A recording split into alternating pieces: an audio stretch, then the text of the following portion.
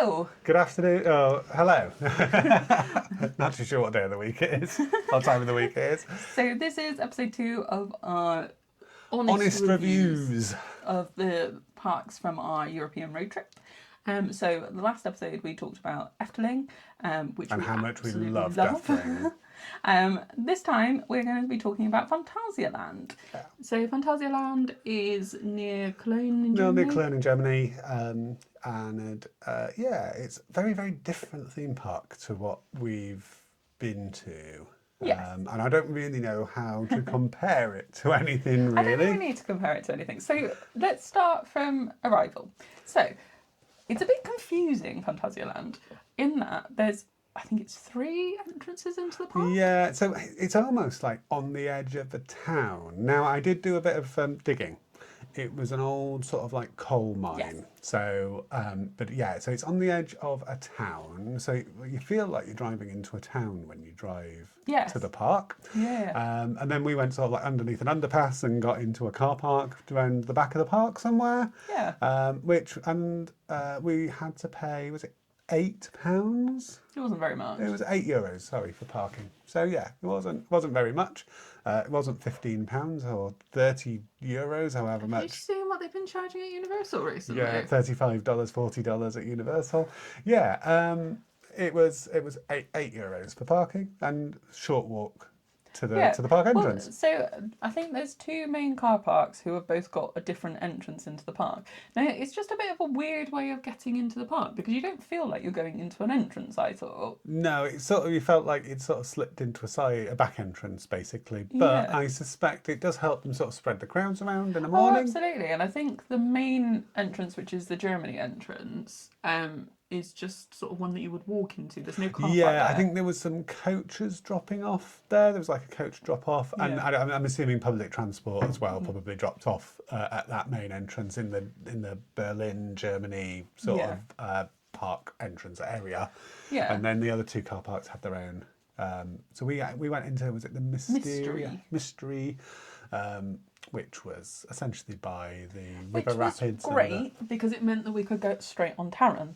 So the park opens and then the rides don't open for another hour, half an hour. Yeah, we had time to go and have a little wander around the area, find our bearings, and then do film an introduction and do what we needed to do basically. So I'm going to start this by saying the rides and the theming, absolutely exceptional. Oh, absolutely. Now, I think a lot of the engineering in this park has been designed because they have similar problems with noise to sort of Alton Towers. Yeah. So they have to make the rides and design the rides so that the noise doesn't spill out into the local town. Yes. So they've done some very, very interesting things. Now, Taran, you feel like you're actually in essentially a big valley. Yes. What you're not is it's actually just big walls that are actually constructed around the land. Now that has sort of positives and negatives. I think positive on the theming side, it makes you feel very encapsulated within that. I think the downfall of it is it makes it very intense. Yes, so because they've got a small footprint, everything is sort of on top of each other. So not just like interacting with each other, it's literally on top of each other. So Taron and F.L.Y. No, Rake. Oh no, Rake, the shuttle, the family shuttle coaster. Yeah, they were literally on top of each other. Yeah, they were built in, and they did actually interact a little bit, although it was quite hard to notice. Rapids as well. And the rapids were sort of at the back end, yeah. Yeah. So the actual Taron is my second favourite roller coaster in the world that I've been on so far. We've got a lot more to go on so far this year still. So the rides and the theming, absolutely exceptional. I think I said in the video, everywhere that we saw was like diagon alley level theming. Well, it was, I would say it was that 360-degree theming, and so certainly in the Taran area, what was it called? I can't remember. Klugheim. They'd built the walls up, so you felt you were sort of in this valley or mine. And that was purely to keep the noise in. But and then the roller coaster's constantly moving in that area, which is, again, it's got its positives. It does definitely give massive amounts of kinetic energy, but it does make it also very intense. Yeah. Now, Taran as a coaster, exceptional. Yes, I mean Absolutely it's a exceptional. double launch coaster. Yeah. Is it And that Intamin? second launch, Yeah. you go straight up Yeah. the side, and it's amazing. Absolutely And amazing. I felt like you're trying to be shaken out of your seat because it is that simple lap bar technology that a lot of the I more don't think modern it coasters inverts on. at all. No, it does some very high overbanks, I think, Yeah. and it goes. I don't think it sort of ever fully inverts, but it does. It gets to the point of before coming back. Yeah. But I loved Taran. Absolutely yeah, loved we did Taran. 2 rides on We did do Taron, two didn't rides we? on Taran. So, we, I think we both struggled with sensory, to be very honest. I particularly struggled at Phantasialand. They have got no access theme. I do not know how you navigate this park in a wheelchair. I think because the other thing, as well as the kettling of the noise, the other thing is this park's got lots of different level changes and quite steep level changes as well. Yes. Especially when you go over the top of the Mexico area. Yes. You do seem to be doing quite a lot of elevation changes. Yeah, so there were some little signposts for wheelchair access just for the paths. But there's a lot of stairs around as well. And to get to some of the wheelchair access paths, you had to go quite a long way out your way to get to them. I also didn't notice how you would get onto a ride as a wheelchair user. Yeah, there was. There, I mean, again, the queues, like I think some of the UK parks, they were interweaving into the track. Yeah. And so you were changing levels, going up and down and stairs. over and under the stairs. Also, you were going past like lift hill motors and things like that. But there were stairs to get out of the ride as well. So for a lot of attractions, you would use if you're a wheelchair user, you'd use the exit to be able to get to the ride. There was no lifts that I saw, and there was stair access only. Now, apparently, there is a way of getting some access arrangements as somebody with reduced mobility, but you have to go to guest services in Berlin, not Berlin the city, Berlin the area, and go and sign a disclaimer form. Now, I don't know what that involves, but that's apparently how you do it. The only other arrangement they've got for disability is there is a discounted ticket, which actually, when we bought our tickets, the discounted ticket was more expensive than the actual ticket. So yeah, they had a sale on when we were buying our tickets. I don't know if it's still on, but we paid probably about £25 for our ticket to Phantasialand, which is phenomenally cheap for a good standard of theme park. Yeah, Now the themed areas, obviously there's Klugheim, where Taran is one of the newer or the newest, second newest area, first newest. No, it was the day we went. It was 10 years old. Was it? Yeah. Wow, really? We've only just got there. But also the steampunk area where F.L.Y that was is. amazing. And again, you're surrounded. I think you had the hotel basically on one side and then high-sided buildings on the other, with a roller coaster going sort of across the public areas. Theming-wise, absolutely I exceptional. mean, there was a steam train on a platform. Yeah. There was lots of vehicles around.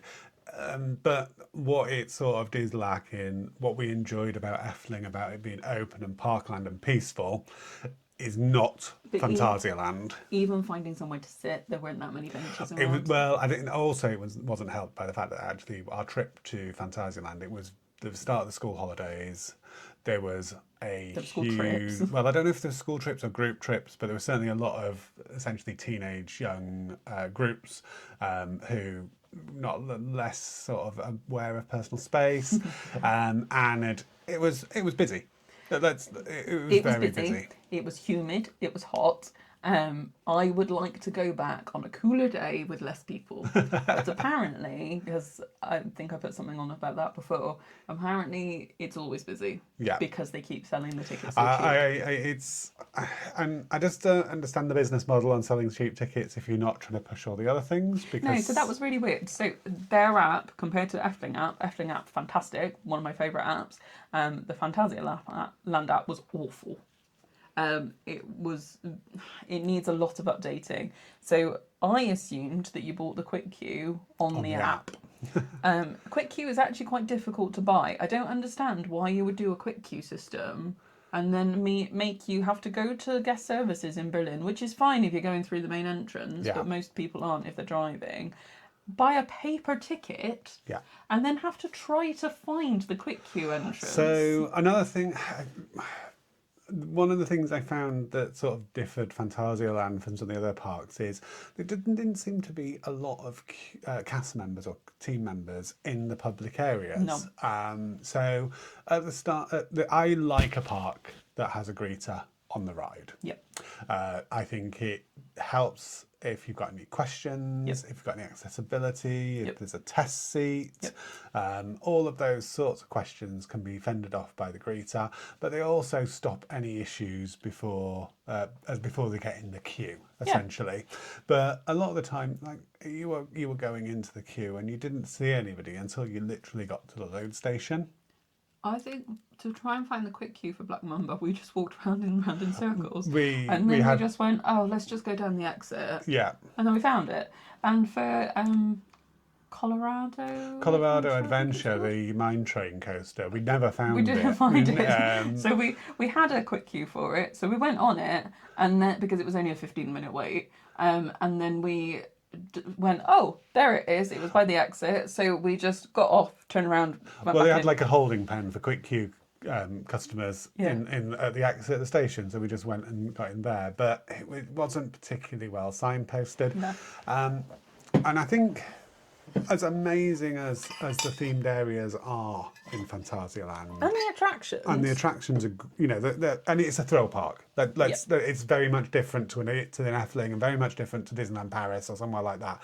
It is a thrill park. There is, you know, there are Black Mamba, Taran, F.L.Y. But there are also lots of junior coasters and filler rides and stuff.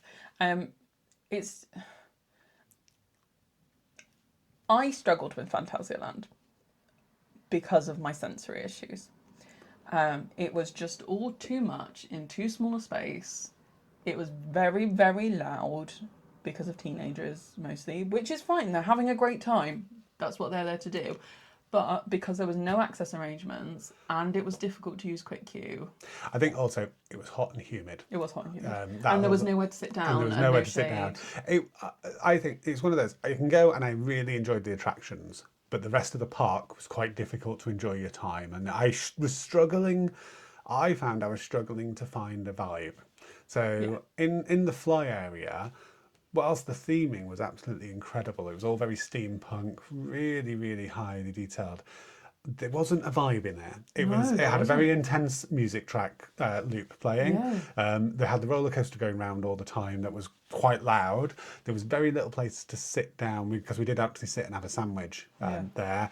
And it's like one of those places that it's like, actually, this theme I would really enjoy if it was in a different setting, but because it's here and it's so intense and there's loud music and the roller coaster's going by and it's busy and there's people sat there, there's nowhere to sit down.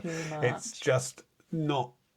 You can't spend any time to enjoy that themed area. No, and the theming is so exceptional that even the sinks in the toilets are themed. Oh yeah, the bathrooms everywhere. Not even just like. And the cast member costumes, when you saw a cast member, actually were in, always appropriate costuming. Yeah. And it's one of those things. It's like I'm almost thinking on the management level, the operation of the park is being operated very differently to the design of the park. Yes. So the design of the park is this highly detailed, multi-million-pound attractions, and they've actually thought about like cast costuming, they've thought about the bathrooms, they've thought about the queue areas. Everything had like high, and I'd say diagonally level theming level to it. But on an operational level, it's let's get as many people in the park as we can that are paying €25 or £25. We've not got greeters on the rides. And if you compare that to F.L.Y., so I believe a day ticket to F.L.Y. is about €55. I would have paid that to go to Phantasialand. Yeah, absolutely. Especially, we would have paid it probably because we were on holiday, but I still would have paid that. Yeah, but I don't know if a local would pay that, and I don't know if that's the battle they're having. Paulton's Park is £45, and I think Paulton's Park is worth £45. Oh yeah. and Portland Park is one of the more expensive ones in the UK. But I think at the end of the day, if you want high quality attractions, you got they to pay cost for money. it. They if the park's investing multi tens of millions of pounds into an attraction, then you should expect that the ticket is going to be a 40 or 50 or 60 pound day. Chapas is a log flume. I think it's probably. I mean, I love Splash Mountain, so probably not the old Splash Mountain, but probably one of my favourite log flumes. Yeah, it was absolutely fantastic. However, the queue for it was in a big room. It was cattle penned. It was so hot in there, and it was so loud. It just made me. I did have for most of the day, to be honest. I had my loops in, I think. Yeah. Which are the little earplugs. Yeah, my little earplugs. But it was just so noisy. I did have my fan as well. I can't survive without my fan in a hot park. But I think the queue, and that's the thing. In a bit of Efteling, but certainly in Disney, the queue is part of the experience. And actually, if you looked at the queue at Chapas, it was very well themed. It was just very cattle penny and in a big room and with lots of very excited teenagers. Yeah. And I mean, we've all been teenagers. We've all been excited. I'm not blaming them at all. They are there to have a great time. No problem whatsoever. But you design your park based on that. Yeah. And it was almost like, I would say, like amusement park crowd and theme park design. And it just didn't seem to have that sort of mix of and I'm not too sure, the only place I felt that had a real vibe was the African area where Black Mamba was, because then they did have a little music playing, and it was like, really, you need a bit more of this in your park. I think you're right, actually. The African area was really enjoyable. And if we weren't in so much of a rush at that point, actually, I possibly would have stopped and had a drink in that area. At that point, and I don't know whether it was because it was nicer, it was getting towards the end of the day. Yeah. A lot of the big groups had left. Yeah. And it was about to storm. Yeah. So I don't know whether it was just a little bit quieter.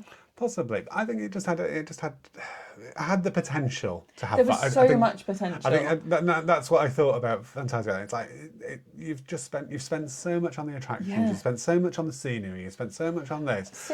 Just having a cast member at the front of the gate and putting a bit of entertainment on and having some more seating areas. I would have spent so much money in that park if they'd have sorted themselves out. So there was no photo pass. No. I was planning on buying a photo pass because you're not allowed to film on rides. So I was going to buy a photo pass. There's not even a photo for Taron and F.L.Y. There's some rides that have got a photo pass on them and you pay for those separately. It was about €5. Fine. But there wasn't something for the big coasters, which is what I wanted it for. The merchandise was awful. Merchandise was very generic, and the stuff that they did do was very plain. And I only found 2 shops. So there was the shop by Black Mamba, which was a tiny little shop, and then there was a shop by the mouse ride, which is fantastic. I'm going to talk about that in a minute. But and then it was almost the gift shops had the feel of, remember when you went on a school trip? I'd say it was like going to a museum shop. Yeah, like a museum shop. Like, you went on a school trip to a museum and they always had the same stuff. So they always had a pen, they always had a key ring, magnet, and it was all just very, very there wasn't basic. Really any. There was a couple of things that were ride specific, but not massive. There was like 1 or 2 T-shirts, but they were like things. I think the Mouse of Chocolate had the best merch. I had 3 different sizes of mice, I think it was. that Mouse with Chocolate ride, that was fantastic. So it was the same ride system as Toy Story Midway Mania, which I didn't realise was anywhere other than Disney. Yeah, it was so good. It's great. The queue was really well themed. It had no wait both times we did it. I think people didn't really know it was there. But I think they had a crowd for the thrill coasters in, so they had those teenagers in. They were interested in the thrill coasters. They weren't interested in the carousel. They weren't interested in the dark ride. It was definitely, they didn't have that family mix in. But the queue for it, you're going into like a chocolate factory or sweet factory, and then you get on the ride and you need to save the shop from the mice, essentially, I think it is, and you're shooting them with icing sugar. Yes. I loved it. It was Yeah, great. it was great. And I thought it was as playable as Toy Story Midway Mania. Mm, It was exactly the same ride, wasn't it? I think it was better than Toy Story Midway It had better Mania. practical sets in between the It screen did. section. Yeah. And actually the 3D worked quite well. I wear glasses. I always struggle with the 3D on 3D glasses. In fact, for Ratatouille at Disney, I never wore them because Yeah. it never really worked. But it seemed to work fine. Yeah, it was good. Fine I on, really fine on enjoyed that that. ride. But yeah, it's, again, I think... And I just wonder whether Phantasialand is missing that family thrill element. So the only sort of family roller coaster that we did was the Colorado Adventure one. Yeah. Everything else was, I would say, Taran's very intense and F.L.Y is very However, intense. So that And is Black the same. Mamba's also very The mint. Colorado Adventure is the same ride system as Big Thunder Mountain. I think it felt more intense. It felt a lot more intense. I think it was faster. I think because Well, you were higher up as well. because you? it's so Big Thunder Mountain is obviously built onto the mountain, so you don't ever feel the elevation. Whereas the Colorado Adventure is an elevated track, so you feel and you can see the drop to the ground, which adds thrill to it. So actually, I think it was possibly it's certainly It the was most definitely felt faster. It was not that entry level Big Thunder Mountain, because Big Thunder Mountain is an entry level family roller coaster that I think everybody can enjoy, but actually if it's your first roller coaster, you are going to enjoy it. Whereas Colorado Adventure, you could get put, if that was your first roller coaster, you could get put off with that, if that makes sense. It was so good though. It was great. It was a great ride, Yeah. and definitely. But it was a step up from Big Thunder Mountain Oh, yes. for that same ride. But there wasn't a lot of other of those. F.L.Y and Taran and Black Mamba are thrill coasters. They're 1.4 meter height requirement style coasters. Yes. Not too sure exactly what the height requirements for all of them are. I think they're between 1.3, 1.4, but. And I think that's where the crowd got pitched, if that makes sense. Probably. We didn't actually go into one of the areas though. Yeah. So the area sort of where the gift shop is and Mouse Chocolat, there's an area back there where there are two smaller coasters. Yeah, but I think they're more, I think they're again, I think it's a bit like Alton Towers. I think you go from like Bluey, there's no sort of stepping stone between that and the more thrilling coasters. So I think between the junior coaster and Colorado Adventure is the step. However, F.L.Y, going back to the F.L.Y, I don't think I've ever experienced anything quite like that. So it's a flying coaster. it's a flying coaster, so you're laid on your front for the ride. And the only comparison that I have got to that is Galactica. I'm going to say Air because I have only done Air. I cannot get on Galactica at the moment. So Galactica or Air is a B&M flying coaster. F.L.Y is a Vekoma flying coaster, and it's one of the new generation flying coasters. I think the way they've designed the load station is amazing. The actual seat, I think, was reasonably comfortable. I still felt by the end of the ride, it was quite a long ride because it's a dual launch flying coaster, so I think it had a 2.5 minute ride time. I was feeling that actually probably that's about the length of the ride, to be honest. Yeah, because essentially your whole weight is on your chest. Yeah. So the way that they load it for Galactica is in the load station, you get put on your front. That's when you get turned. Yeah. So you load, sat up, and then you go onto your front, and then you go up the lift hill on your front. First, you get to see the seventh wonder of the world. The chewing gum floor. The chewing gum floor in the pit as you leave the station, and then you go up the hill. Tim's not a fan of Galactica. Anyway, this one, you load sideways, so you're facing the platform. So the track essentially is tipped up on its side. Yeah. The chairs are sort of spun round, and you sit in the chair like a chair, and they strap you in. So you have got a leg restraint on it, but it's one that you just slip your legs in sideways. Then you go through, and it's moving sort of side to side, and you go through a pre-show. It's like some show scenes. Yeah. And it takes you up a little bit of like a spiral lift hill as well. Yeah, and then you get twisted onto your front and you launch. Yeah. So you're not spending all this time not really doing anything. Like on Galactica, you spend the whole lift hill on your front. And it's so uncomfortable. I mean, I haven't done it for a very long time, but it is so uncomfortable. The whole thing, that you're just doing the actual coaster bit on your front, and then as you get into the brake run, you're then twisted back at up. the end of it, you're twisted back up. However, I think the other thing, comparisons, and the only thing we can compare it to is Galactica. Galactica, I do find you spend a lot of time just looking at grass, Yes. on the floor or the sky, because Yes. that's what Galactica does. Whereas this one, because you're in that environment, you've got you're essentially flying over the public areas of the land. There's all these rooftops near misses. And there's all those elements of life. There's the steam train, and there's the vehicles, and there's all the things in that themed area that you're flying past. So I don't feel like we were spending most of the time just looking at the floor or grass. No. So for this ride, you cannot buy a single quick queue for it. No. The only way of getting quick queue is buying what is currently the €80 ultimate quick queue, or staying in, I think, all the hotels you get it. Certainly the on-site hotels with the entrance with the access to the parks. Yeah, no. So there's 3 hotels on site. I think you get it for all of them. You definitely get it for the one. There's one in, I think it's called the Charles Lindbergh. Yeah. You definitely get it for that. So we did have to queue. I think we did 90 minutes. I didn't think it was over an hour. I know it was over an hour. I didn't think it was that long. It wasn't a cattle pen though. It was, you were sort of walking around the whole area, so it wasn't a horrendous queue. It wasn't too hot either, considering how humid it was at that time. No, it was okay. There's lots to see from that queue. I would have liked to have done it again. Yeah. There was no way I was doing that queue again though, unfortunately. No, I just couldn't do it. You were done, and that's why we did buy the quick queues, because we knew we were going to have to queue for Fly. But we sort of balanced that in that we're not paying very much to get into this park. So let's make up what we would have paid for it in quick queues. I mean, what I would have liked to have done, we got on Taran quite quickly actually, because we rope dropped it essentially. So we got on Taran quite quickly, but actually what I would have liked to have done is then gone and got the quick queues, because I think we should have bypassed the Chapas queue, because I think that actually it was about an hour 50 minutes we waited for Chapas. It was quite a while, and just the intensity of that queue, the noise, and the fact that that was just one big cattle pen, I think almost did you in at that point.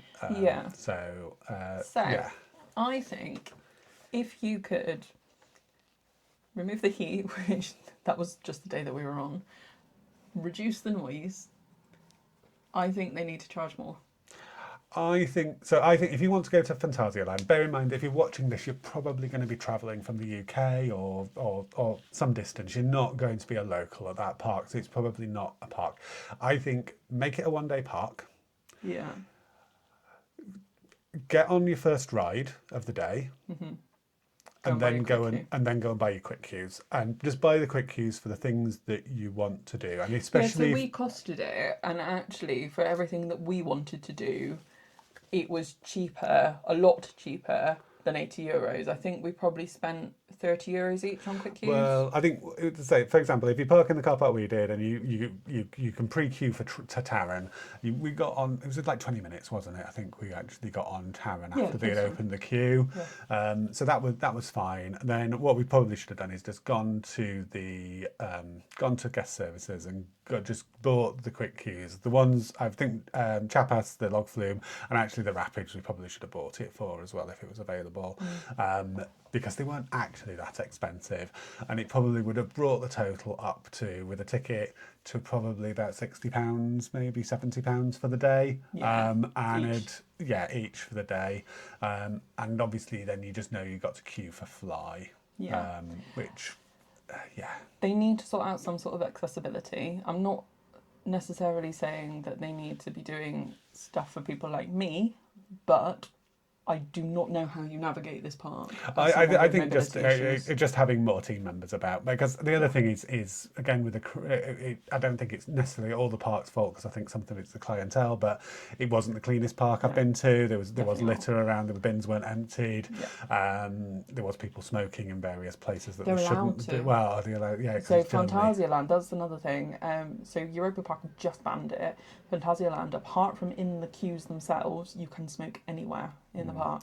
I must say, one thing that they did do well And I think this is probably across all the parks that we went to, but the food and drink scene, the food and beverage scene at Phantasialand was It was great. really good, really good quality. So by F.L.Y, we were starving at that point. They had to be honest, we'd just gone past a baguette shop, a cake shop, and it was all very sort of, I'd say, artisan level food. It was really, really sort of like high quality stuff, but. And we had essentially it was an egg and cheese sandwich with some red onion and some other bits and pieces. Really nice. Really in. So we had one of those. We shared it between us. It did take ages though, and again, it's because they were cooking everything fresh. It was it was a really nice, fresh, nice bread, freshly made ingredients.